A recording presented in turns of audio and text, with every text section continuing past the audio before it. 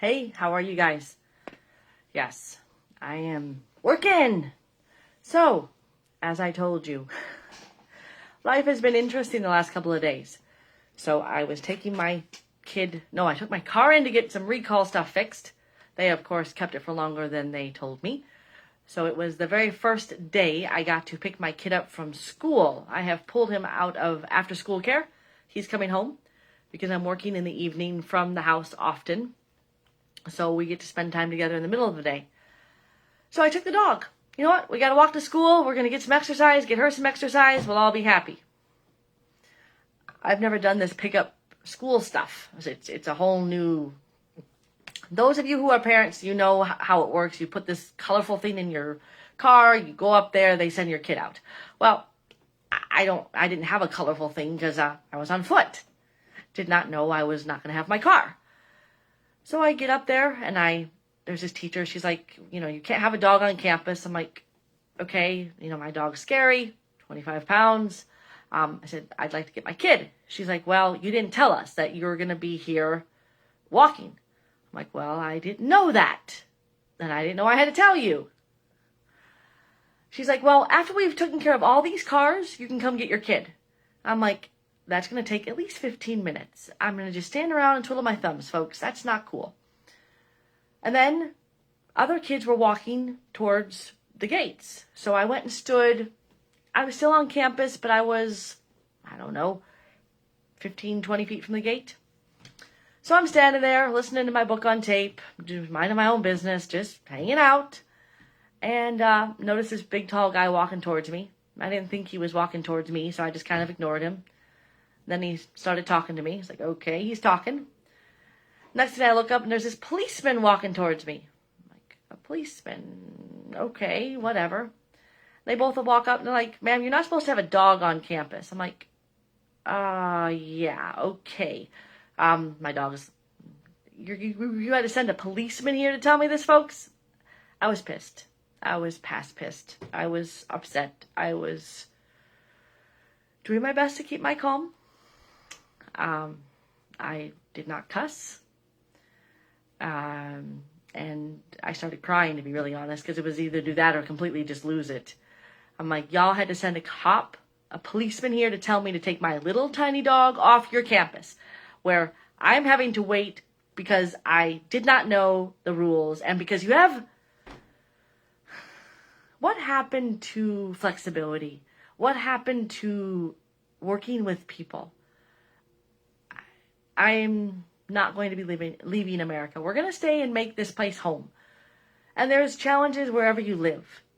But, oh my God, are we friggin' serious? And I know there's lots of rules and there's reasons for all these rules. But are there really reasons for all these rules? We are building a golden cage for ourselves with so many requirements and restrictions and reasons of why we cannot do stuff to keep us all safe. But what it also does, it stops us from interacting. It stops us from truly being. We can't, and we've got, yes, for COVID and this, that, and the other, but we don't even know how to operate anymore because every time we turn around, there's another rule. And you guys, a lot of us are used to it. I'm not. I haven't lived in this country for many years. And in India, I could do whatever I wanted.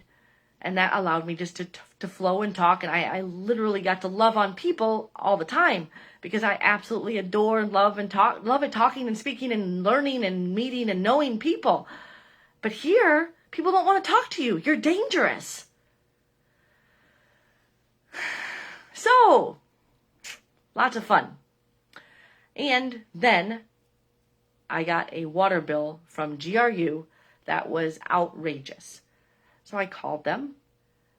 I had to wait 45 minutes for them to give me a call back. Thank God I was not on hold. To make a long story super short, they were sitting here telling me I was doing all this stuff wrong. That I had a leak, that I had this, that I had that. I know houses. I've owned a lot of them. I know water leaks. I know this, I know that. And I said no. And I kept going back and back and back and back and back. I said, I need someone to come out and check this. This is not right. Something is wrong. Guess what? He read my water meter wrong. 10,000 gallons wrong. And then when I called today to get it fixed, I was on the phone for 32 minutes and the man could not yet fix my bill. Because guess what?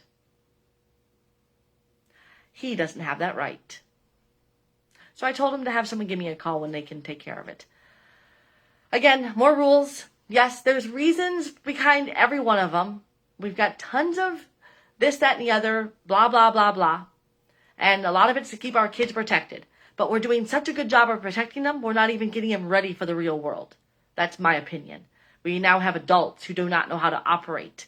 They have to have their parents called in for them for being sick. I have a friend who's a mortgage broker. She's having to deal with the parents of the children. And the children are in their 20s and 30s. And they don't know how to get a mortgage because they don't know how to talk to people. So there's a lot of things we all can say, but I just ask all of you to really look at our rules and our requirements of our world here. Do we really need them?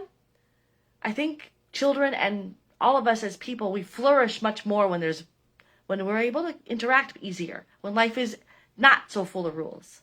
But hey, that's just my opinion. All right, I'm out. Have a fantastic night. Take care of yourselves.